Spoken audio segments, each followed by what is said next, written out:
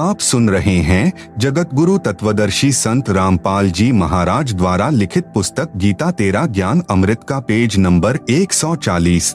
हिंदी अनुवाद। हे मात ब्रह्मा, मैं तथा शिव तुम्हारे ही प्रभाव से जन्मवान हैं, नित्य नहीं हैं, अर्थात हम अविनाशी नहीं हैं। फिर अन्य इंद्रादि दूसरे देवता किस प्रकार नित्य हो सकते हैं? तुम ही अविनाशी हो, प्रकृति तथा सनातनी देवी हो। पृष्ठ 11-12 अध्याय 5 श्लोक 8। यदि दयार्ग्रमना न सदाम्बिके कथमेहम विहितः च तमोगुणः कमलजश्च रजोगुण संभवः सुविहितः किमु सत्वगुणो हरियः। अनुवाद। भगवान शंकर बोले, हे मात, यदि हमारे ऊपर आप दयायुक्त हो तो मुझे तमोगुण क्यों बनाया? कमल से उत्पन्न ब्रह्मा को रजोगुण किस लिए बनाया तथा विष्णु को सत्गुण क्यों बनाया, अर्थात जीवों के जन्म मृत्यु रूपी दुष्कर्म में क्यों लगाया? श्लोक 12। रमे से स्वप्तिन पुरुषम सदा तव गतिम न ही वह विद्म शिवे। हिंदी। अपने पति पुरुष अर्थात काल भगवान के साथ सदा भोग विलास करती रहती हो, आपकी गति कोई नहीं जानता। निष्कर्ष। उपरोक्त प्रमाणों से प्रमाणित हुआ कि रजगुण ब्रह्मा, सतगुण विष्णु तथा तमगुण शिव है। ये तीनों नाशवान हैं। दुर्गा का पति ब्रह्म यानी काल है, यह उसके साथ भोग विलास करता है। ब्रह्म यानी काल की अव्यक्त रहने की प्रतिज्ञा। सूक्ष्म वेद से शेष सृष्टि रचना। तीनों पुत्रों की उत्पत्ति के पश्चात ब्रह्म ने अपनी पत्नी दुर्गा यानी प्रकृति से कहा, मैं प्रतिज्ञा करता हूँ कि भविष्य में मैं किसी को अपने वास्तविक रूप में दर्शन नहीं दूंगा, जिस कारण से मैं अव्यक्त माना जाऊंगा। दुर्गा से कहा कि आप मेरा भेद किसी को मत देना, मैं गुप्त रहूंगा। दुर्गा ने पूछा कि क्या आप अपने पुत्रों को भी दर्शन नहीं दोगे? ब्रह्म ने कहा, मैं अपने पुत्रों को तथा अन्य को किसी भी साधना से दर्शन नहीं दूंगा, यह मेरा अटल नियम रहेगा। दुर्गा ने कहा, यह तो आपका उत्तम नियम नहीं है जो आप अपनी संतान से भी छुपे रहोगे। तब काल ने कहा, दुर्गा मेरी विवशता है, मुझे 1,00,000 मानव शरीरधारी प्राणियों का आहार करने का श्राप लगा है। यदि मेरे पुत्रों यानी ब्रह्मा, विष्णु, महेश को पता लग गया तो ये उत्पत्ति, स्थिति तथा संहार का कार्य नहीं करेंगे, इसलिए यह मेरा अनुत्तम नियम सदा रहेगा। जब ये तीनों कुछ बड़े हो जाएं तो इन्हें अचेत कर देना, मेरे विषय में नहीं बताना, नहीं तो मैं तुझे भी दंड दूंगा। दुर्गा इस डर के मारे वास्तविकता नहीं बताती, इसीलिए गीता अध्याय 7 श्लोक 24 में कहा है कि यह बुद्धिहीन जन समुदाय मेरे अनुत्तम नियम से अपरिचित हैं कि मैं कभी भी किसी के सामने प्रकट नहीं होता, अपनी योग माया से छुपा रहता हूँ। इसलिए मुझ अव्यक्त को मनुष्य रूप में आया हुआ अर्थात कृष्ण मानते हैं। अबुद्धयः यानी बुद्धिहीन, मम यानी मेरे, अनुत्तमम यानी अनुत्तम अर्थात घटिया, अव्ययम यानी अविनाशी, परम भावम यानी विशेष भाव को, अजानन्तः यानी न जानते हुए, माम अव्यक्तम यानी मुझ अव्यक्त को, व्यक्तिम यानी मनुष्य रूप में, आपन्नम यानी आया, मन्यन्ते यानी मानते हैं, अर्थात मैं कृष्ण नहीं हूँ। गीता अध्याय 7 श्लोक 24। आप सुन रहे हैं जगत गुरु तत्वदर्शी संत रामपाल जी महाराज द्वारा लिखित पुस्तक गीता तेरा ज्ञान अमृत का पेज नंबर 141। गीता अध्याय 11 श्लोक 47 तथा 48 में कहा है कि यह मेरा वास्तविक काल रूप है। इसके दर्शन अर्थात ब्रह्म प्राप्ति न वेदों में वर्णित विधि से, न जप से, न तप से तथा न किसी क्रिया से हो सकती है। जब तीनों बच्चे युवा हो गए तब माता भवानी यानी प्रकृति अष्टंगी ने कहा कि तुम सागर मंथन करो। प्रथम बार सागर मंथन किया तो ज्योति निरंजन ने अपने श्वासों द्वारा 4 वेद उत्पन्न किए। उनको गुप्त वाणी द्वारा आज्ञा दी कि सागर में निवास करो। 4 वेद निकले, वह ब्रह्मा ने लिए। वस्तु लेकर तीनों बच्चे माता के पास आए, तब माता ने कहा कि 4 वेदों को ब्रह्मा रखे व पढ़े। नोट। वास्तव में पूर्ण ब्रह्म ने ब्रह्म अर्थात काल को 5 वेद प्रदान किए थे, लेकिन ब्रह्म ने केवल 4 वेदों को प्रकट किया, 5वां वेद छुपा दिया, जो पूर्ण परमात्मा ने स्वयं प्रकट होकर कबीरगिरभी अर्थात कबीरवाणी यानी कबीर वाणी द्वारा लोकोक्तियों व दोहों के माध्यम से प्रकट किया है। दूसरी बार सागर मंथन किया तो 3 कन्याएं मिली। माता ने तीनों को बांट दिया। प्रकृति यानी दुर्गा ने अपने ही अन्य 3 रूप यानी सावित्री, लक्ष्मी तथा पार्वती धारण किए तथा समुद्र में छुपा दी। सागर मंथन के समय बाहर आ गई। वही प्रकृति 3 रूप हुई तथा भगवान ब्रह्मा को सावित्री, भगवान विष्णु को लक्ष्मी, भगवान शंकर को पार्वती पत्नी रूप में दी। तीनों ने भोग विलास किया। सुर तथा असुर दोनों पैदा हुए। जब तीसरी बार सागर मंथन किया तो 14 रत्न ब्रह्मा को तथा अमृत विष्णु को व देवताओं को, मध यानी शराब असुरों को तथा विष परमार्थ शिव ने अपने कंठ में ठहराया। यह तो बहुत बाद की बात है। जब ब्रह्मा वेद पढ़ने लगा तो पता चला कि कोई सर्व ब्रह्मांडों की रचना करने वाला कुल का मालिक पुरुष यानी प्रभु और है। तब ब्रह्मा जी ने विष्णु जी व शंकर जी को बताया कि वेदों में वर्णन है कि सृजनहार कोई और प्रभु है, परंतु वेद कहते हैं कि भेद हम भी नहीं जानते। उसके लिए संकेत है कि किसी तत्वदर्शी संत से पूछो। तब ब्रह्मा माता के पास आया और सब वृतांत कह सुनाया। माता कहा करती थी कि मेरे अतिरिक्त और कोई नहीं है, मैं ही करता हूँ, मैं ही सर्वशक्तिमान हूँ। परंतु ब्रह्मा ने कहा कि वेद ईश्वर कृत हैं, यह झूठ नहीं हो सकते। दुर्गा ने कहा कि तेरा पिता तुझे दर्शन नहीं देगा, उसने प्रतिज्ञा की हुई है। तब ब्रह्मा ने कहा माता जी, अब आपकी बात पर अविश्वास हो गया है, मैं उस पुरुष यानी प्रभु का पता लगाकर ही रहूंगा। दुर्गा ने कहा कि यदि वह तुझे दर्शन नहीं देगा तो तुम क्या करोगे? ब्रह्मा ने कहा कि मैं आपको शक्ल नहीं दिखाऊंगा। दूसरी तरफ ज्योति निरंजन ने कसम खाई है कि मैं अव्यक्त रहूंगा, किसी को दर्शन नहीं दूंगा, अर्थात 21 ब्रह्मांड में कभी भी अपने वास्तविक काल रूप में आकार में नहीं आऊंगा। आप सुन रहे हैं जगत गुरु तत्वदर्शी संत रामपाल जी महाराज द्वारा लिखित पुस्तक गीता तेरा ज्ञान अमृत का पेज नंबर 142, गीता अध्याय नंबर 7 का श्लोक नंबर 24। अव्यक्तम व्यक्तिम आपन्नम मन्यन्ते माम अबुद्धयः परम भावम अजानन्तः मम अव्ययम अनुत्तमम। अनुवाद: अबुद्धयः यानी बुद्धिहीन लोग, मम यानी मेरे, अनुत्तमम यानी अश्रेष्ठ, अव्ययम यानी अटल, परम यानी परम, भावम यानी भाव को, अजानन्तः यानी न जानते हुए, अव्यक्तम यानी अदृश्यमान, माम यानी मुझ काल को, व्यक्तिम यानी नर रूप आकार में कृष्ण, आपन्नम यानी प्राप्त हुआ, मन्यन्ते यानी मानते हैं। गीता अध्याय नंबर 7 का श्लोक नंबर 25। न अहम प्रकाशः सर्वस्य योगमाया स्मावृतः मूढ़ः अयम न अभिजानाति लोकः माम अजम अव्ययम।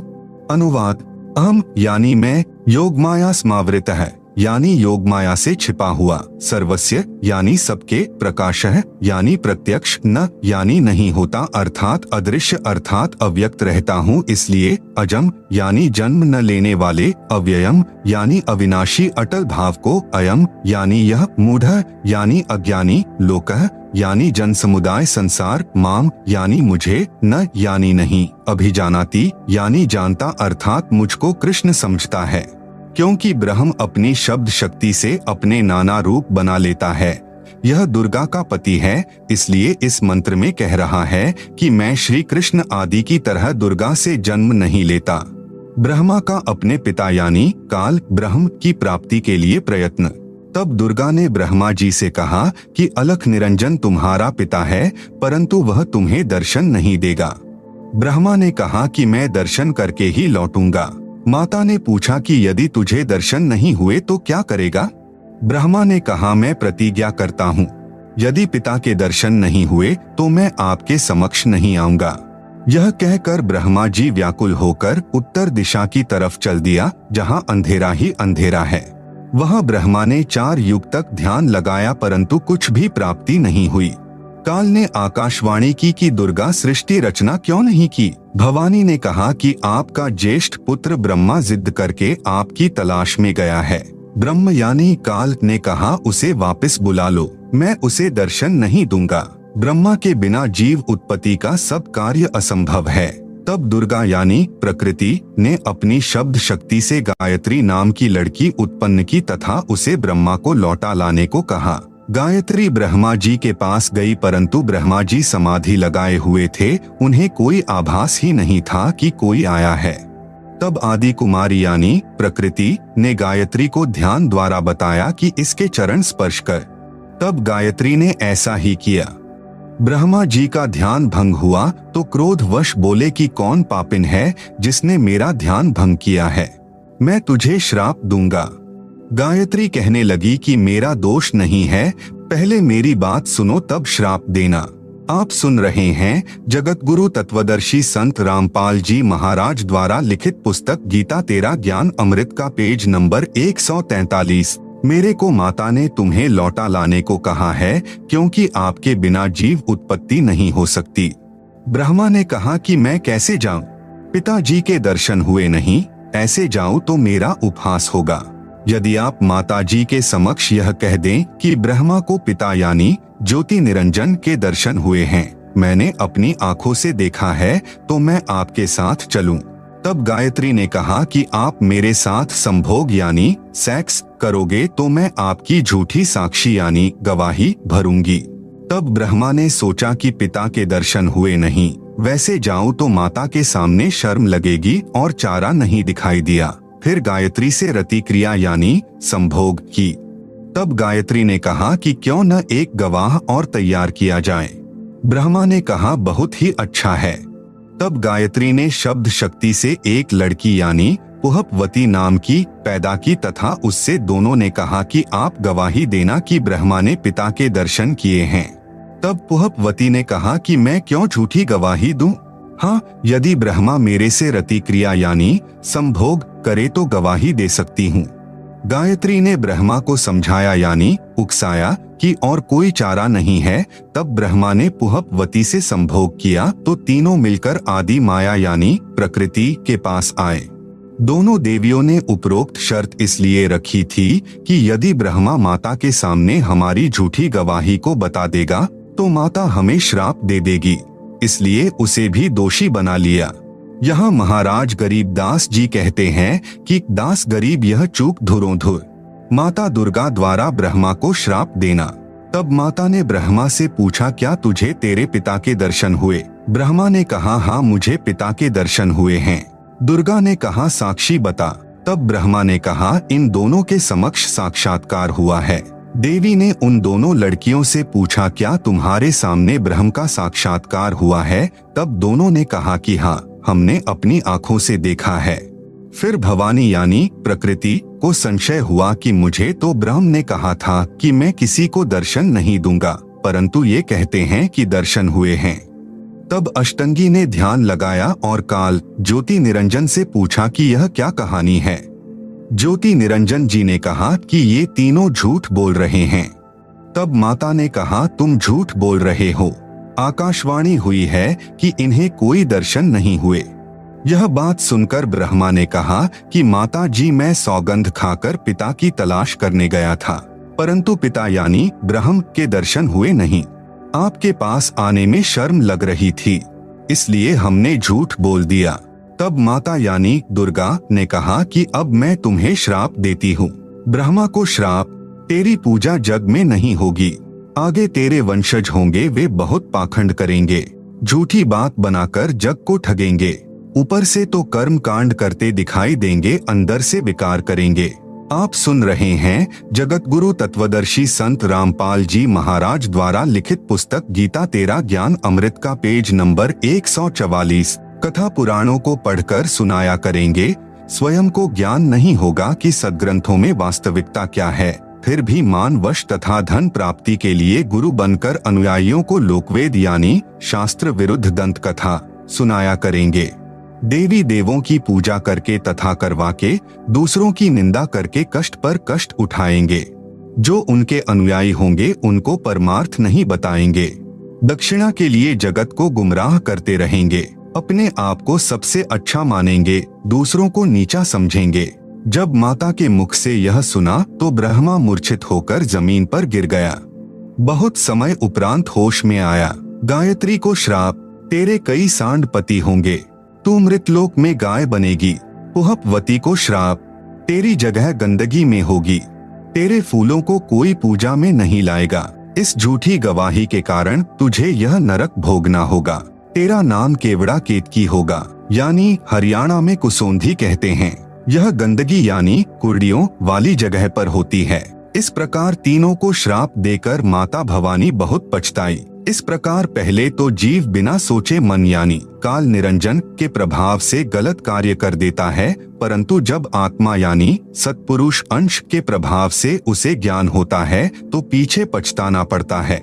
जिस प्रकार माता पिता अपने बच्चों को छोटी सी गलती के कारण ताड़ते हैं क्रोधवश होकर, परंतु बाद में बहुत पछताते हैं, यही प्रक्रिया मन यानी काल निरंजन के प्रभाव से सर्व जीवों में क्रियावान हो रही है। हाँ, यहाँ एक बात विशेष है कि निरंजन यानी काल ब्रह्म ने भी अपना कानून बना रखा है कि यदि कोई जीव किसी दुर्बल जीव को सताएगा तो उसे उसका बदला देना पड़ेगा। जब आदि भवानी यानी प्रकृति अष्टंगी ने ब्रह्मा गायत्री व पुहपवती को श्राप दिया तो अलख निरंजन यानी ब्रह्मकाल ने कहा कि हे भवानी यानी प्रकृति अष्टंगी, यह आपने अच्छा नहीं किया। अब मैं यानी निरंजन आपको श्राप देता हूँ कि द्वापर युग में तेरे भी 5 पति होंगे। द्रौपदी ही आदिमाया का अवतार हुई है। जब यह आकाशवाणी सुनी तो आदि माया ने कहा कि हे ज्योति निरंजन यानी काल, मैं तेरे वश पड़ी हूँ, जो चाहे सो कर ले। विष्णु का अपने पिता यानी काल ब्रह्म की प्राप्ति के लिए प्रस्थान व माता का आशीर्वाद पाना। इसके बाद विष्णु से प्रकृति ने कहा कि पुत्र तू भी अपने पिता का पता लगा ले। तब विष्णु अपने पिताजी काल यानी ब्रह्म का पता करते करते पाताल लोक में चले गए, जहाँ शेषनाग था। उसने विष्णु को अपनी सीमा में प्रविष्ट होते देखकर क्रोधित होकर जहर भरा फुंकारा मारा। उसके विष के प्रभाव से विष्णु जी का रंग सांवला हो गया, जैसे स्प्रे पेंट हो जाता है। तब विष्णु ने चाहा कि इस नाग को मजा चखाना चाहिए। आप सुन रहे हैं जगत गुरु तत्वदर्शी संत रामपाल जी महाराज द्वारा लिखित पुस्तक गीता तेरा ज्ञान अमृत का पेज नंबर 145। तब ज्योति निरंजन यानी काल ने देखा कि अब विष्णु को शांत करना चाहिए। तब आकाशवाणी हुई कि विष्णु, अब तू अपनी माता जी के पास जा और सत्य सत्य सारा विवरण बता देना तथा जो कष्ट आपको शेषनाग से हुआ है इसका प्रतिशोध द्वापर युग में लेना। द्वापर युग में आप यानी विष्णु तो कृष्ण अवतार धारण करोगे और कालीदह में कालिंद्री नामक नाग शेषनाग का अवतार होगा। ऊंच होई के नीच सतावे ताकर ओएल यानी बदला मोही सो पावे, जो जीव देई पीर पुनि काहू हम पुनि ओएल दिवावेता हूँ। तब विष्णु जी माता जी के पास आए तथा सत्य सत्य कह दिया कि मुझे पिता के दर्शन नहीं हुए। इस बात से माता यानी प्रकृति बहुत प्रसन्न हुई और कहा कि पुत्र तू सत्यवादी है। अब मैं अपनी शक्ति से तेरे पिता से मिलाती हूँ तथा तेरे मन का संशय खत्म करती हूँ। कबीर देख पुत्र तो ही पिता भीटाऊ, तोरे मन का धोखा मिटाऊ। मन स्वरूप करता कह जानो, मनते दूजा और न मानो। स्वर्ग पाताल दौर मन केरा, मन अस्थिर मन अह अनेरा। निरंकार मन ही को कहिए, मन की आस निश दिन रहिए। देखूं पलटी शून्य मह ज्योति, जहाँ पर झिलमिल झालर होती। इस प्रकार माता यानी अष्टंगी प्रकृति ने विष्णु से कहा कि मन ही जग का करता है, यही ज्योति निरंजन है। ध्यान में जो 1000 ज्योतियां नजर आती हैं, वही उसका रूप है। जो शंख घंटा आदि का बाजा सुना, यह महास्वर्ग में निरंजन का ही बज रहा है। तब माता यानी अष्टंगी प्रकृति ने कहा कि हे पुत्र, तुम सब देवों के सरताज हो और तेरी हर कामना व कार्य मैं पूर्ण करूंगी। तेरी पूजा सर्व जग में होगी। आपने मुझे सच सच बताया है। काल के 21 ब्रह्मांडों के प्राणियों की विशेष आदत है कि अपनी व्यर्थ महिमा बनाता है। जैसे दुर्गा जी श्री विष्णु जी को कह रही है कि तेरी पूजा जग में होगी। मैंने तुझे तेरे पिता के दर्शन करा दिए।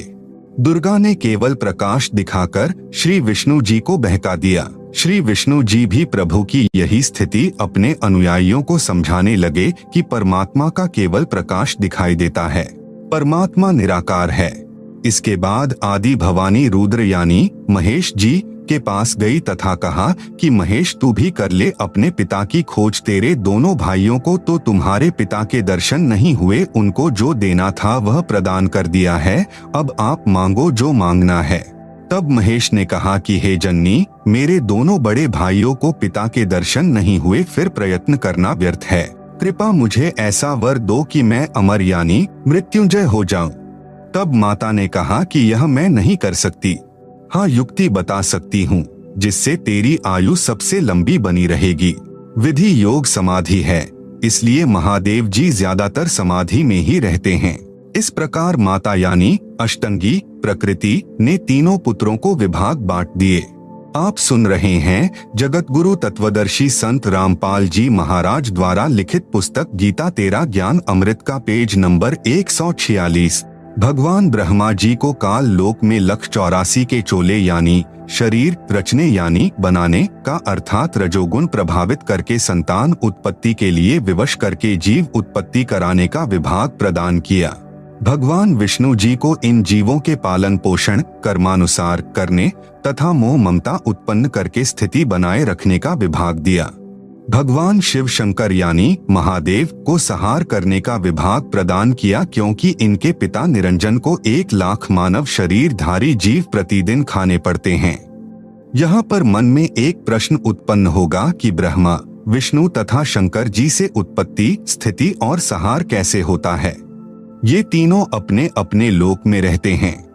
जैसे आजकल संचार प्रणाली को चलाने के लिए उपग्रहों को ऊपर आसमान में छोड़ा जाता है और वे नीचे पृथ्वी पर संचार प्रणाली को चलाते हैं, ठीक इसी प्रकार ये तीनों देव जहां भी रहते हैं, इनके शरीर से निकलने वाले सूक्ष्म गुण की तरंगे तीनों लोकों में अपने आप हर प्राणी पर प्रभाव बनाए रहती है।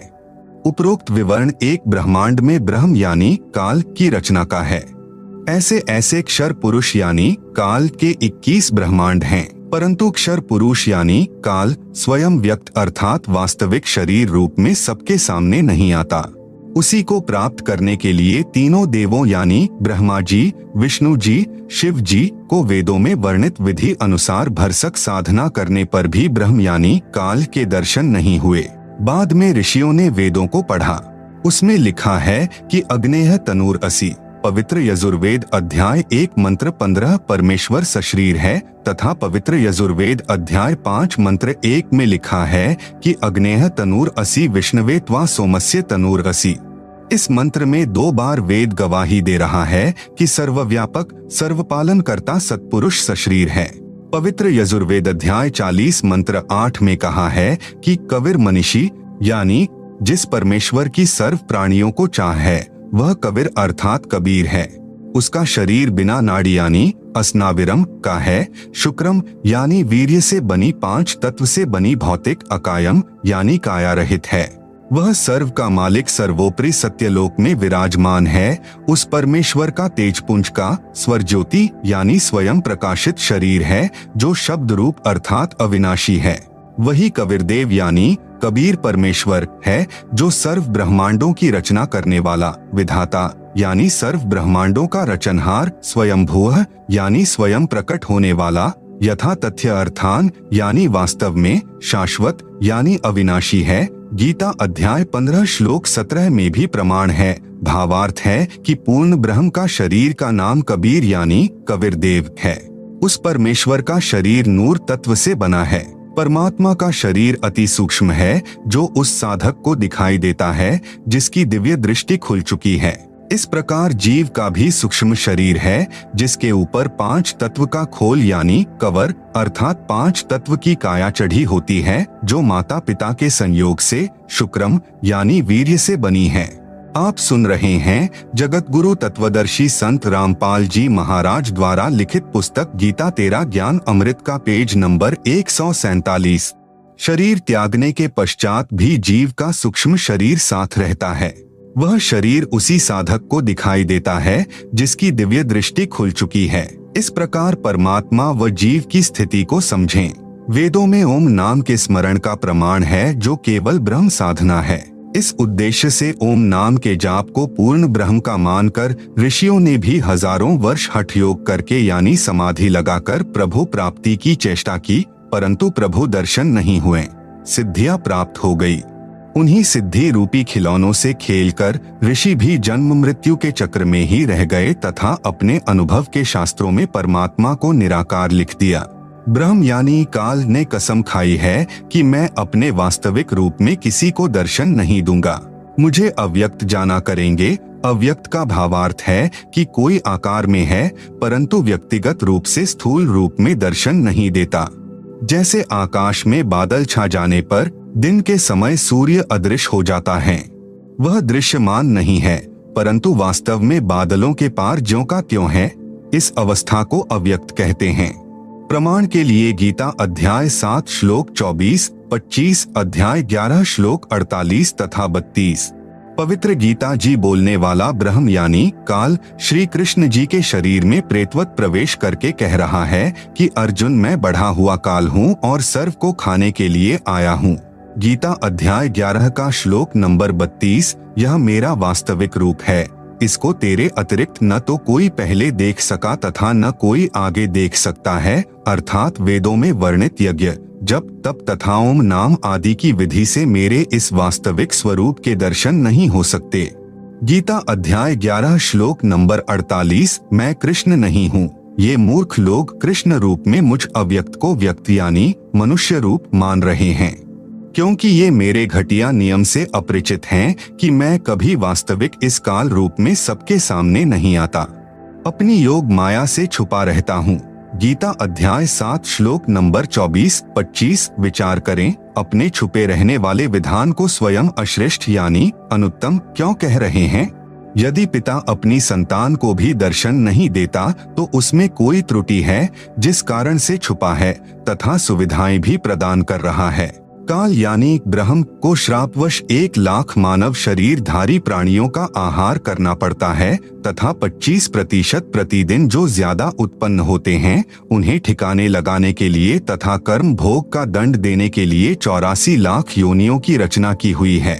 यदि सबके सामने बैठकर किसी की पुत्री, किसी की पत्नी, किसी के पुत्र, माता पिता को खाएगा तो सर्व को ब्रह्म से घृणा हो जाए तथा जब भी कभी पूर्ण परमात्मा कविरग्नि यानी कबीर परमेश्वर स्वयं आए या अपना कोई संदेशवाहक यानी दूत भेजे तो सर्व प्राणी सत्य भक्ति करके काल के जाल से निकल जाएं। जगत गुरु तत्वदर्शी संत रामपाल जी महाराज द्वारा लिखित पुस्तक गीता तेरा ज्ञान अमृत का पेज नंबर 148 पर ब्रह्मलोक का लघु चित्र तथा पेज नंबर 149 पर ज्योति निरंजन यानी काल ब्रह्म के लोक यानी 21 ब्रह्मांड का लघु चित्र दिया गया है, जिसे आप पुस्तक में देख सकते हैं।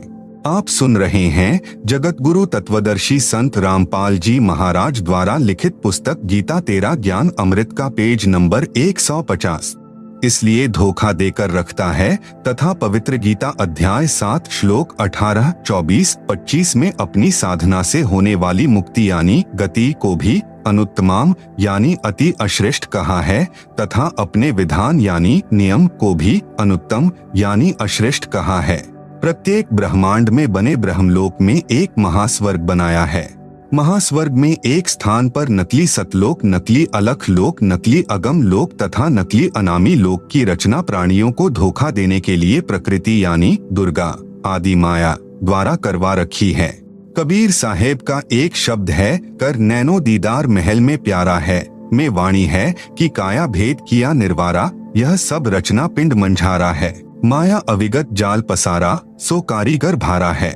आदि माया किन्ही चतुराई, झूठी बाजी पिंड दिखाई, अविगत रचना रची अंड माही वाका प्रतिबिंब डारा है।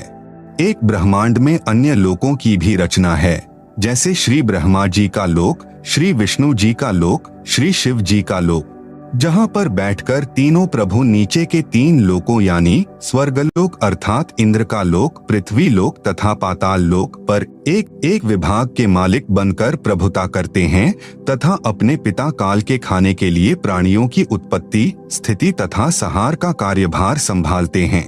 तीनों प्रभुओं की भी जन्म व मृत्यु होती है, तब काल इन्हें भी खाता है।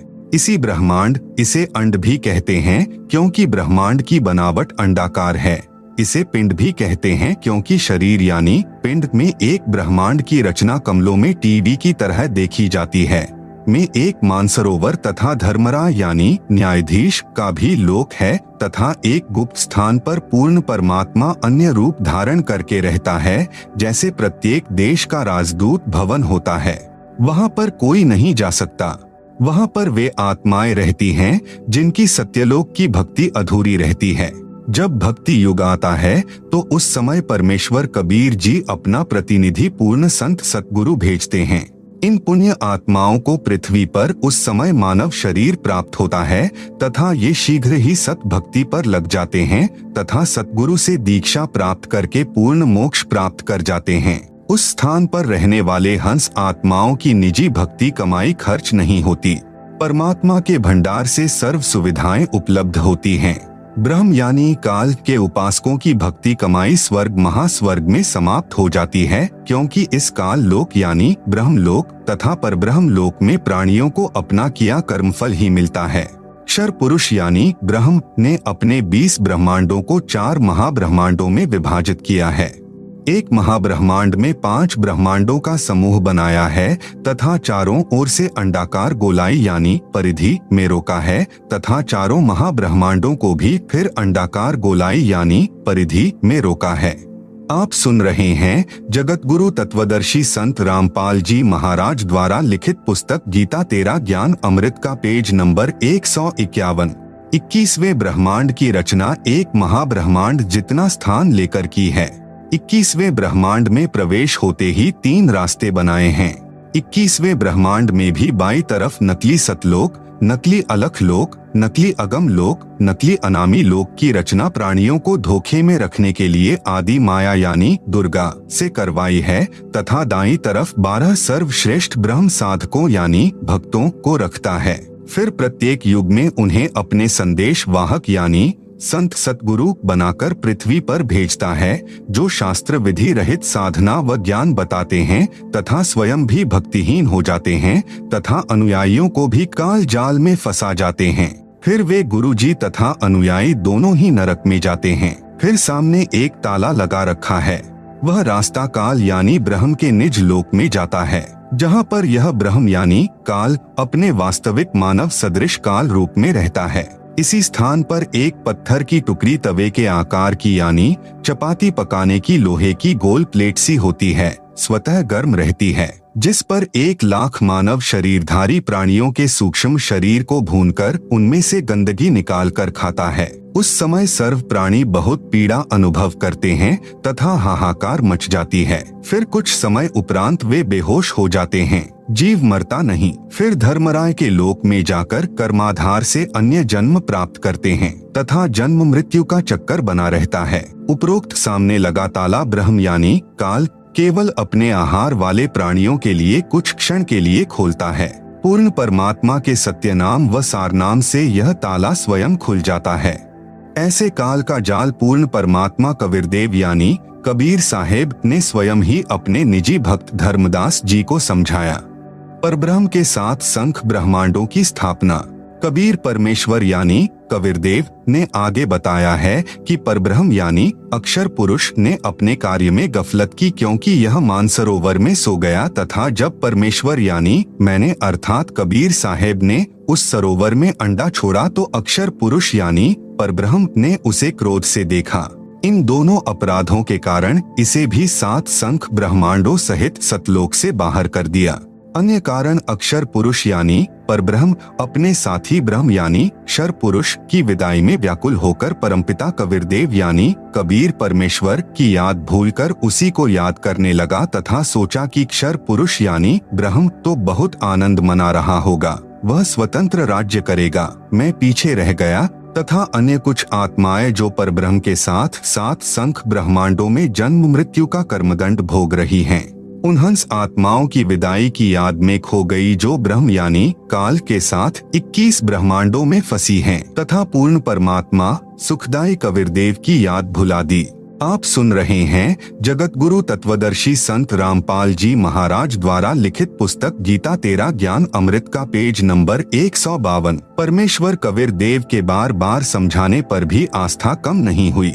परब्रह्म यानी अक्षर पुरुष ने सोचा कि मैं भी अलग स्थान प्राप्त करूं तो अच्छा रहे। यह सोचकर राज्य प्राप्ति की इच्छा से सारनाम का जाप प्रारंभ कर दिया। इसी प्रकार अन्य आत्माओं ने यानी जो परब्रह्म के साथ संख ब्रह्मांडों में फंसी हैं, सोचा कि वे जो ब्रह्म के साथ आत्माएं गई हैं वे तो वहां मौज मस्ती मनाएंगे, हम पीछे रह गए। परब्रह्म के मन में यह धारणा बनी कि क्षर पुरुष अलग होकर बहुत सुखी होगा। यह विचार कर अंतरात्मा से भिन्न स्थान प्राप्ति की ठान ली। परब्रह्म यानी अक्षर पुरुष ने हठ योग नहीं किया, परंतु केवल अलग राज्य प्राप्ति के लिए सहज ध्यान योग विशेष कसक के साथ करता रहा। अलग स्थान प्राप्त करने के लिए पागलों की तरह विचरने लगा, खाना पीना भी त्याग दिया। अन्य कुछ आत्माएं जो पहले काल ब्रह्म के साथ गई आत्माओं के प्रेम में व्याकुल थी, वे अक्षर पुरुष के वैराग्य पर आसक्त होकर उसे चाहने लगी। पूर्ण प्रभु के पूछने पर परब्रह्म ने अलग स्थान मांगा तथा कुछ हंसात्माओं के लिए भी याचना की। तब कबीर देव ने कहा कि जो आत्मा आपके साथ स्वेच्छा से जाना चाहें उन्हें भेज देता हूँ। पूर्ण प्रभु ने पूछा कि कौन हंस आत्मा परब्रह्म के साथ जाना चाहता है, सहमति व्यक्त करे। बहुत समय उपरांत एक हंस ने स्वीकृति दी, फिर देखा देखी उन सर्व आत्माओं ने भी सहमति व्यक्त कर दी। सर्वप्रथम स्वीकृति देने वाले हंस को स्त्री रूप बनाया, उसका नाम ईश्वरी माया यानी प्रकृति सुरती रखा तथा अन्य आत्माओं को उस ईश्वरी माया में प्रवेश करके अचिंत द्वारा अक्षर पुरुष यानी परब्रह्म के पास भेजा। पतिव्रता पद से गिरने की सजा पाई। कई युगों तक दोनों साथ संख ब्रह्मांडों में रहे, परंतु परब्रह्म ने दुर्व्यवहार नहीं किया। ईश्वरी माया की स्वेच्छा से अंगीकार किया तथा अपनी शब्द शक्ति द्वारा नाखूनों से स्त्री इंद्री यानी योनि बनाई। ईश्वरी देवी की सहमति से संतान उत्पन्न की। इसलिए परब्रह्म के लोक यानी 7 संख ब्रह्मांडों में प्राणियों को तप्तशिला का कष्ट नहीं है तथा वहाँ पशु पक्षी भी ब्रह्म लोक के देवों से अच्छे चरित्र युक्त हैं। आयु भी बहुत लंबी है, परंतु जन्म मृत्यु कर्माधार पर कर्मदंड तथा परिश्रम करके ही उदर पूर्ति होती है। स्वर्ग तथा नरक भी ऐसे ही बने हैं। परब्रह्म यानी अक्षर पुरुष को 7 संख ब्रह्मांड उसके इच्छा रूपी भक्ति ध्यान अर्थात सहज समाधि विधि से की उसकी कमाई के प्रतिफल में प्रदान किए तथा सत्यलोक से भिन्न स्थान पर गोलाकार परिधि में बंद करके 7 संख ब्रह्मांडों सहित अक्षर ब्रह्म व ईश्वरी माया को निष्कासित कर दिया। पूर्ण ब्रह्म यानी सत्पुरुष असंख्य ब्रह्मांडों जो सत्यलोक आदि में हैं तथा ब्रह्म के 21 ब्रह्मांडों तथा परब्रह्म के 7 संख ब्रह्मांडों का भी प्रभु यानी मालिक है, अर्थात परमेश्वर कबीरदेव कुल का मालिक है। आप सुन रहे हैं जगत गुरु तत्वदर्शी संत रामपाल जी महाराज द्वारा लिखित पुस्तक गीता तेरा ज्ञान अमृत का पेज नंबर 153। श्री ब्रह्मा जी, श्री विष्णु जी तथा श्री शिव जी आदि के 4 भुजाएं तथा 16 कलाएं हैं तथा प्रकृति देवी यानी दुर्गा की 8 भुजाएं हैं तथा 64 कलाएं हैं। ब्रह्म यानी क्षर पुरुष की 1000 भुजाएं हैं तथा 1000 कलाएं हैं तथा 21 ब्रह्मांडों का प्रभु है। परब्रह्म यानी अक्षर पुरुष की 10,000 भुजाएं हैं तथा 10,000 कला हैं तथा 7 संख ब्रह्मांडों का प्रभु है। पूर्ण ब्रह्म यानी परम अक्षर पुरुष अर्थात सत्पुरुष की असंख्य भुजाएं तथा असंख्य कलाएं हैं तथा ब्रह्म के 21 ब्रह्मांड व परब्रह्म के 7 संख ब्रह्मांडों सहित असंख्य ब्रह्मांडों का प्रभु है। प्रत्येक प्रभु अपनी सर्व भुजाओं को समेटकर केवल 2 भुजाएं भी रख सकते हैं तथा जब चाहे सर्व भुजाओं को भी प्रकट कर सकते हैं। पूर्ण परमात्मा परब्रह्म के प्रत्येक ब्रह्मांड में भी अलग स्थान बनाकर अन्य रूप में गुप्त रहता है। यूं समझो जैसे एक घूमने वाला कैमरा बाहर लगा देते हैं तथा अंदर टीवी यानी टेलीविजन रख देते हैं। टीवी पर बाहर का सर्व दृश्य नजर आता है तथा दूसरा टीवी बाहर रखकर अंदर का कैमरा स्थायी करके रख दिया जाए, उसमें केवल अंदर बैठे प्रबंधक का चित्र दिखाई देता है, जिससे सर्व कर्मचारी सावधान रहते हैं। इसी प्रकार पूर्ण परमात्मा अपने सतलोक में बैठकर सर्व को नियंत्रित किए हुए हैं तथा प्रत्येक ब्रह्मांड में भी सतगुरु कबीरदेव विद्यमान रहते हैं, जैसे सूर्य दूर होते हुए भी अपना प्रभाव अन्य लोकों में बनाए हुए है। आप सुन रहे हैं जगत गुरु तत्वदर्शी संत रामपाल जी महाराज द्वारा लिखित पुस्तक गीता तेरा ज्ञान अमृत का पेज नंबर 154। पवित्र अथर्ववेद में सृष्टि रचना का प्रमाण। अथर्ववेद कांड नंबर 4 अनुवाक नंबर 1 मंत्र नंबर 1। ब्रह्म जज्ञानं प्रथमं पुरस्ताद विसीमतः सुरुचोवेन आवह स बुधन्या उपमा अस्य विष्ठाः सतश्च योनिं सतश्च विवः।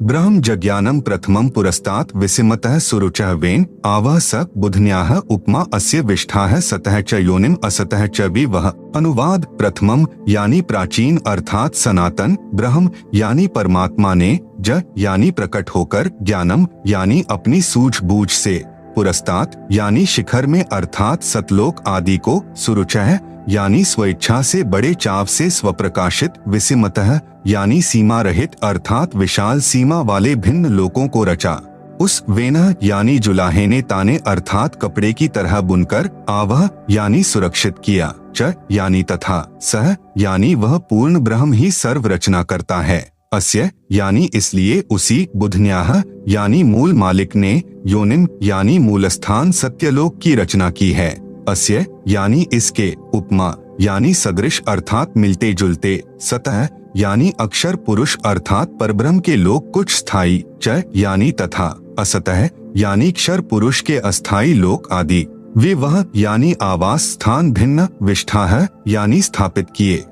भावार्थ पवित्र वेदों को बोलने वाला ब्रह्म यानी काल कह रहा है कि सनातन परमेश्वर ने स्वयं अनामय यानी अनामी लोक से सत्यलोक में प्रकट होकर अपनी सूझबूझ से कपड़े की तरह रचना करके ऊपर के सतलोक आदि को सीमा रहित स्वप्रकाशित अजर अमर अर्थात अविनाशी ठहराए तथा नीचे के परब्रह्म के साथ संख ब्रह्मांड तथा ब्रह्म के 21 ब्रह्मांड व इनमें छोटी से छोटी रचना भी उसी परमात्मा ने अस्थायी की है। अथर्ववेद कांड नंबर 4 अनुवाक नंबर 1 मंत्र नंबर 2। यम पितया राष्ट्रेयत्वग्रे प्रथमाय जनुषे भुवनेष्ठा है तस्मा एतम सुरुचम हवार्मह्यम धर्मम श्रीणान्तु प्रथमाय धास्यवे। यम पितया राष्ट्री एतु अग्रे प्रथमाय जनुषे भुवनेष्ठा तस्मा एतम सुरुचम हवार्मह्यम धर्मम श्रीणान्तु प्रथमाय धास्यवे। अनुवाद यम यानी इसी, पितृया यानी जगत पिता परमेश्वर ने, एतु यानी इस, अग्रे यानी सर्वोत्तम, प्रथमाय यानी सर्व से पहली माया परानंदनी, राष्ट्री यानी राजेश्वरी शक्ति अर्थात पराशक्ति जिसे आकर्षण शक्ति भी कहते हैं, को जनुषे यानी उत्पन्न करके, भुवनेष्ठाः यानी लोक स्थापना की, तस्मा यानी उसी परमेश्वर ने, सुरुचम यानी बड़े चाव के साथ स्वेच्छा से, एतम यानी इस, प्रथमाय यानी प्रथम उत्पत्ति की शक्ति अर्थात पराशक्ति के द्वारा, हवार्मह्यम यानी एक दूसरे के वियोग को रोकने अर्थात आकर्षण शक्ति के, श्रीणान्तु यानी गुरुत्व आकर्षण को परमात्मा ने आदेश दिया सदा रहो उस कभी समाप्त न होने वाले, धर्मम यानी स्वभाव से, धास्यवे यानी धारण करके ताने अर्थात कपड़े की तरह बुनकर रोके हुए हैं। आप सुन रहे हैं जगत गुरु तत्वदर्शी संत रामपाल जी महाराज द्वारा लिखित पुस्तक गीता तेरा ज्ञान अमृत का पेज नंबर 155। भावार्थ जगत पिता परमेश्वर ने अपनी शब्द शक्ति से राष्ट्रीय अर्थात सबसे पहली माया राजेश्वरी उत्पन्न की तथा उसी पराशक्ति के द्वारा एक दूसरे को आकर्षण शक्ति से रोकने वाले कभी न समाप्त होने वाले गुण से उपरोक्त सर्व ब्रह्मांडों को स्थापित किया है। अथर्ववेद कांड नंबर 4 अनुवाक नंबर 1 मंत्र नंबर 3। प्रयोजगे विद्वानस्य बंधुर्विश्वा देवानाम जनिमा विवक्ति ब्रह्म ब्रह्मण उज्जभार मध्यान्नि चरुच्चैः स्वधा अभिप्रतस्थ। प्रयोजगे विद्वानस्य बंधुः विश्वा देवानाम जनिमा विवक्ति ब्रह्म ब्रह्मण उज्जभार मध्यात् निचैः उच्चैः स्वधा अभिप्रतस्थ। अनुवाद प्र यानी सर्वप्रथम, देवानाम यानी देवताओं व ब्रह्मांडों की, जगह यानी उत्पत्ति के ज्ञान को, विद्वानस्य यानी जिज्ञासु भक्त का, यह यानी जो, बंधुः यानी वास्तविक साथी अर्थात पूर्ण परमात्मा ही अपने निज सेवक को, जनिमा यानी अपने द्वारा सृजन किए हुए को, विवक्ति यानी स्वयं ही ठीक ठीक विस्तार पूर्वक बताता है कि ब्रह्मणः यानी पूर्ण परमात्मा ने, मध्यात् यानी अपने मध्य से अर्थात शब्द शक्ति से, ब्रह्म है यानी ब्रह्मक्षर पुरुष अर्थात काल को, उज्जभार यानी उत्पन्न करके, विश्वा सारे संसार को अर्थात सर्व लोकों को, उच्चैः यानी ऊपर सत्यलोक आदि, निचैः यानी नीचे परब्रह्म व ब्रह्म के यानी सर्व ब्रह्मांड, स्वधा यानी अपनी धारण करने वाली, अभियः यानी आकर्षण शक्ति से, प्रतस्थौ यानी दोनों को अच्छी प्रकार स्थित किया। भावार्थ, पूर्ण परमात्मा अपने द्वारा रची सृष्टि का ज्ञान तथा सर्व आत्माओं की उत्पत्ति का ज्ञान अपने निजी दास को स्वयं ही सही बताता है कि पूर्ण परमात्मा ने अपने मध्य अर्थात अपने शरीर से अपनी शब्द शक्ति के द्वारा ब्रह्म यानी शर पुरुष काल की उत्पत्ति की तथा सर्व ब्रह्मांडों को ऊपर सतलोक, अलखलोक, अगमलोक, अनामी लोक आदि तथा नीचे परब्रह्म के साथ संख ब्रह्मांड तथा ब्रह्म के 21 ब्रह्मांडों को अपनी धारण करने वाली आकर्षण शक्ति से ठहराया हुआ है। जैसे पूर्ण परमात्मा कबीर परमेश्वर यानी कबीरदेव ने अपने निजी सेवक अर्थात सखा श्री धर्मदास जी, आदरणीय गरीबदास जी आदि को अपने द्वारा रची सृष्टि का ज्ञान स्वयं ही बताया। उपरोक्त वेद मंत्र भी यही समर्थन कर रहा है। अथर्ववेद कांड नंबर 4 अनुवाक नंबर 1 मंत्र नंबर 4। स हि दिवः स पृथिव्या ऋतस्था मही क्षेमं रोदसी अकस्भायत महान मही अस्कभायत विजातः धाम सदम पार्थिवम च रजय। स हि दिवः स पृथिव्या ऋतस्था मही क्षेमं रोदसी अकस्भायत महान मही अस्कभायत विजातः धाम सदम पार्थिवम च रजय। आप सुन रहे हैं जगत गुरु तत्वदर्शी संत रामपाल जी महाराज द्वारा लिखित पुस्तक गीता तेरा ज्ञान अमृत का पेज नंबर 156। अनुवाद, सह यानी उसी सर्वशक्तिमान परमात्मा ने ही यानी निःसंदेह दिवह यानी ऊपर के चारों दिव्य लोक जैसे सत्यलोक, अलखलोक, अगम लोक तथा अनामी अर्थात अकह लोक अर्थात दिव्य गुणों युक्त लोकों को ऋतस्था यानी सत्य स्थिर अर्थात अजर अमर रूप से स्थिर किए। स यानी उन्हीं के समान पृथिव्या यानी नीचे के पृथ्वी वाले सर्व लोकों जैसे परब्रह्म के साथ संख तथा ब्रह्म काल के 21 ब्रह्मांड मही यानी पृथ्वी तत्व से क्षेमम यानी सुरक्षा के साथ अस्कभायत यानी ठहराया रोदसी यानी आकाश तत्व तथा पृथ्वी तत्व दोनों से ऊपर नीचे के ब्रह्मांडों को जैसे आकाश एक सूक्ष्म तत्व है। आकाश का गुण शब्द है।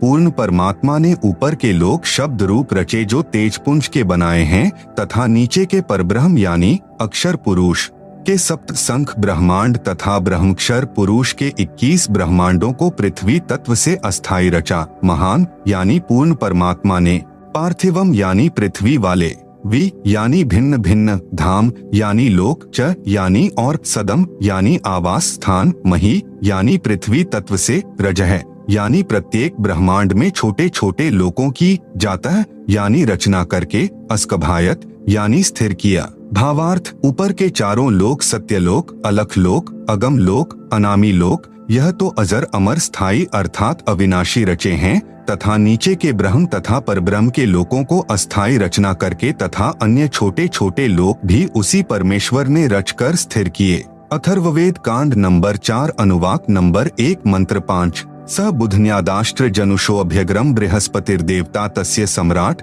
अहर्यत शुक्रम ज्योतिषो जनिष्ठात् द्युमन्तो वि वसन्तु विप्राह। स बुधन्यात् आष्ट्र जनुषे अभि अग्रम बृहस्पतिः देवता तस्य सम्राट अह यत् शुक्रम ज्योतिषः जनिष्ठ अथ द्युमन्तः वि वसन्तु विप्राह। अनुवाद, सह यानी उसी, बुधन्यात यानी मूल मालिक से, अभि अग्रम यानी सर्वप्रथम स्थान पर, आष्ट्र यानी अष्टंगी माया दुर्गा अर्थात प्रकृति देवी, जनुषेह यानी उत्पन्न हुई क्योंकि नीचे के परब्रह्म व ब्रह्म के लोकों का प्रथम स्थान सतलोक है, यह तीसरा धाम भी कहलाता है। तस्य यानी इस दुर्गा का भी मालिक यही, सम्राट यानी राजाधिराज, बृहस्पतिः यानी सबसे बड़ा पति व जगत गुरु देवता यानी परमेश्वर है।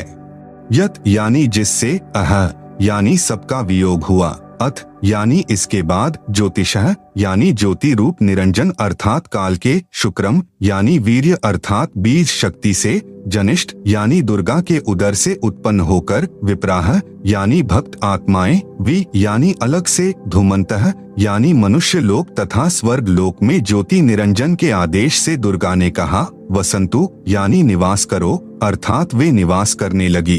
भावार्थ, पूर्ण परमात्मा ने ऊपर के चारों लोकों में से जो नीचे से सबसे प्रथम अर्थात सत्यलोक में आष्ट्रा अर्थात अष्टंगी यानी प्रकृति देवी दुर्गा की उत्पत्ति की। आप सुन रहे हैं जगत गुरु तत्वदर्शी संत रामपाल जी महाराज द्वारा लिखित पुस्तक गीता तेरा ज्ञान अमृत का पेज नंबर 157। यही राजाधिराज जगत गुरु पूर्ण परमेश्वर यानी सत्पुरुष है जिससे सबका वियोग हुआ है। फिर सर्व प्राणी ज्योति निरंजन यानी काल के वीर्य यानी बीज से दुर्गा यानी आष्ट्रा के गर्भ द्वारा उत्पन्न होकर स्वर्ग लोक व पृथ्वी लोक पर निवास करने लगे। अथर्ववेद कांड नंबर 4 अनुवाक नंबर 1 मंत्र 6। नूनम तदस्य काव्यो हिनोति महो देवस्य पूर्व्यस्य धाम एष जगे बहुभिः साक्मित्था पूर्व अर्धे विशिते ससन्नु। नूनम तत् अस्य काव्यः महा देवस्य पूर्व्यस्य धाम हिनोति पूर्वे विशिते एष जगे बहुभिः साकम इत्था अर्धे ससन्नु। अनुवाद। नूनम यानी निसंदेह, तत् यानी वह पूर्ण परमेश्वर अर्थात तत् ब्रह्म ही, अस्य यानी इस, काव्यः यानी भक्त आत्मा जो पूर्ण परमेश्वर की भक्ति विधिवत करता है को वापिस, महा यानी सर्वशक्तिमान, देवस्य यानी परमेश्वर के, पूर्व्यस्य यानी पहले के, धाम यानी लोक में अर्थात सत्यलोक में, हिनोति यानी भेजता है, पूर्वे यानी पहले वाले, विशिते यानी विशेष चाहे हुए, एश यानी इस परमेश्वर को व जगे यानी सृष्टि उत्पत्ति के ज्ञान को जानकर, बहुभिः यानी बहुत आनंद, साकम यानी के साथ, अर्धे यानी आधा, ससन यानी सोता हुआ, इत्था यानी विधिवत इस प्रकार, नु यानी सच्ची आत्मा से स्तुति करता है। भावार्थ, वही पूर्ण परमेश्वर सत्य साधना करने वाले साधक को उसी पहले वाले स्थान यानी सत्यलोक में ले जाता है जहां से बिछुड़ कर आए थे। वहां उस वास्तविक सुखदायी प्रभु को प्राप्त करके खुशी से आत्म विभोर होकर मस्ती से स्तुति करता है कि हे परमात्मा, असंख्य जन्मों के भूले भटकों को वास्तविक ठिकाना मिल गया। इसी का प्रमाण पवित्र ऋग्वेद मंडल 10 सूक्त 90 मंत्र 16 में भी है। आप सुन रहे हैं जगत गुरु तत्वदर्शी संत रामपाल जी महाराज द्वारा लिखित पुस्तक गीता तेरा ज्ञान अमृत का पेज नंबर 158 पर ऊपर जड़ नीचे शाखा वाला उल्टा लटका हुआ संसार रूपी वृक्ष का चित्र दिया गया है, जिसे आप पुस्तक में देख सकते हैं। आप सुन रहे हैं जगत गुरु तत्वदर्शी संत रामपाल जी महाराज द्वारा लिखित पुस्तक गीता तेरा ज्ञान अमृत का पेज नंबर 159। आदरणीय गरीबदास जी को इसी प्रकार पूर्ण परमात्मा कबीरदेव यानी कबीर परमेश्वर स्वयं सत्य भक्ति प्रदान करके सत्यलोक लेकर गए थे। तब अपनी अमृतवाणी में आदरणीय गरीबदास जी महाराज ने आंखों देखकर कहा, गरीब अजब नगर में ले गए हमको सतगुरु आन, झिलके बिंब अगाध गति सुते चादरतान। अथर्ववेद कांड नंबर 4 अनुवाक नंबर 1 मंत्र 7। यो अथर्वाणम पित्तरम देवबंधुम बृहस्पतिम नमसाव च गच्छात् त्वं विश्वेशाम जनिता यथा स कबीरदेवो न दभायत स्वधावान। यह अथर्वाणम पित्तरम देवबंधुम बृहस्पतिम नमसा अव च गच्छात् त्वं विश्वेशाम जनिता यथा स कबीरदेव न दभायत स्वधावान। अनुवाद। यह यानी जो अथर्वाणम यानी अचल अर्थात अविनाशी, पित्तरम यानी जगत पिता, देव बंधुम यानी भक्तों का वास्तविक साथी अर्थात आत्मा का आधार, बृहस्पतिम यानी जगत गुरु, च यानी तथा, नमसा यानी विनम्र पुजारी अर्थात विधिवत साधक को, अव यानी सुरक्षा के साथ, गच्छात यानी सतलोक गए हुओं को अर्थात जिनका पूर्ण मोक्ष हो गया, वे सत्यलोक में जा चुके हैं, उनको सतलोक ले जाने वाला, विश्वेशाम यानी सर्व ब्रह्मांडों की, जनिता यानी रचना करने वाला जगदम्बा अर्थात माता वाले गुणों से भी युक्त, न दभायत यानी काल की तरह धोखा न देने वाले, स्वधावान यानी स्वभाव अर्थात गुणों वाला, यथा यानी ज्यों का त्यों अर्थात वैसा ही, सह यानी वह, त्वम यानी आप, कबीरदेव यानी कबीरदेव है अर्थात भाषा भिन्न इसे कबीर परमेश्वर भी कहते हैं।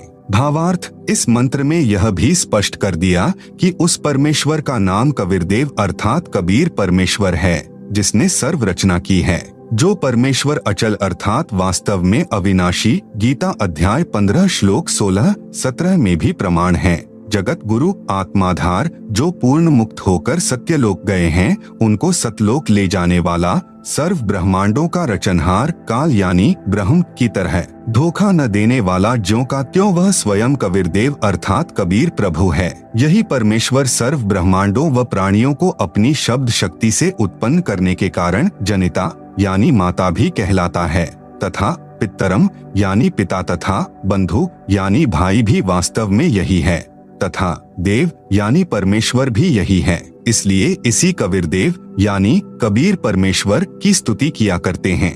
त्वमेव माता च पिता त्वमेव बंधु च सखा त्वमेव विद्या च द्रविणम त्वमेव सर्वम मम देव। इसी परमेश्वर की महिमा का पवित्र ऋग्वेद मंडल नंबर 1 सूक्त नंबर 24 में विस्तृत विवरण है।